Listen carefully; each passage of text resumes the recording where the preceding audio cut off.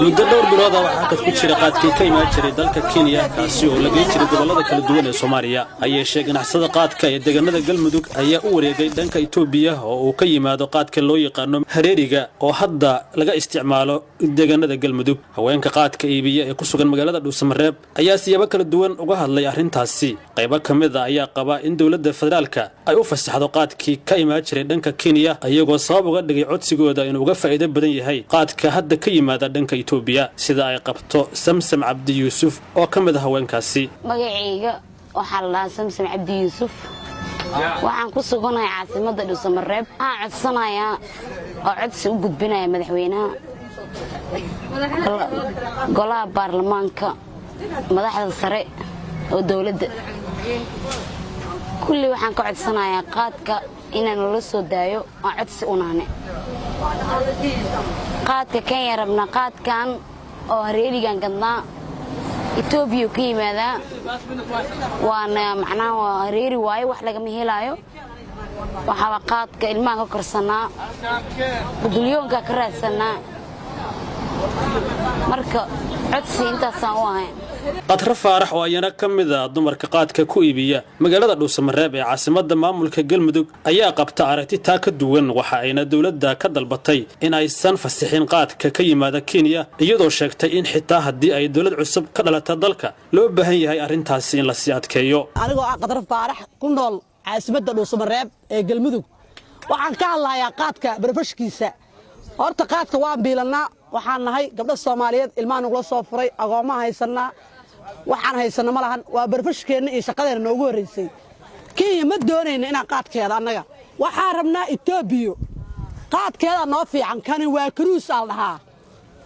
midkan waxa la dhahaa fuchis midkan waxa la dhahaa uburre kan waxa la dhahaa hareeri ma doonayna ma rabna Kenya anaga bil fadlan kul madaxweynaha federaalka Soomaaliya farmaajo waxaan ka codsanaynaa inuu qaadka Kenya nagu fasaxin hatta madaxweynaha ka doorashada uu soo galo 2020 inaanu wala fasaxinayaa qaadka Kenya dhahay gabdhaha Soomaaliyeed qadra ayaa mar kale waxa ay sheegaysaa sababta ay u doorbiday hareeriga ka yimaada dhanka Itoobiya ee ay hadda ku iibiyaan magaalada Dhuusamareeb waxay ku fiican waa lacag yariya aniga shakhsi ahaantayda markii la weydiinaa maqalka jawaankaana qaatay jawaankaana waa qaata wuxuu ku lacag yariyahay ma ana qaadan jirin qaadka waxaan qaadan jiray laba marduuf hareeriga markuu imaan jiray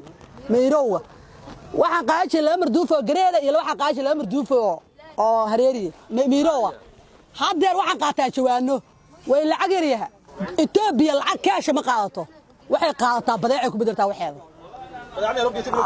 waa loo geeyaa caawada aqal looga raraa ay ku xiran yihiin oo Galmudug kamida Dhuusamareeb laftirkeeda ku qaataan shala looma geeyo lacag dooran looma geeyo ayaga Faadimo Cabdi Nuur oo ayana kamid ah haweenkaasi qaadka iibiya ayaa waxa ay sheegaysaa inay jeclaan lahayd in guud ahaanba la hakiyo qaadka soo gala Soomaaliya magacayga anigu yahay Faadimo Cabdi Nuur Cumar waxaan ka codsanayaa dawladda federaalka iyo dawladda Galmudug miroogi waa laga joojiyay qaadka Kenya waa laga joojiyay midka Itoobiya in laga joojiyo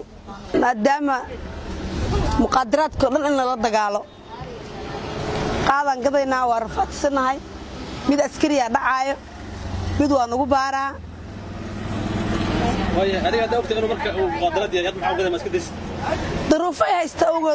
u gadaaya maamulka Galmudug ayaa hore u sheegay inay canshuur badan ku soo rogayaan qaadka soo gala deegaanadooda balse taasi ma hakin qaadka ka imaanaya dhanka Itoobiya ee sida xawliga u soo galaya deegaanada maamulka Galmudug Daahir Maxamuud Cabdi Daahir Yare wararka warbaahinta Star Dhuusamareeb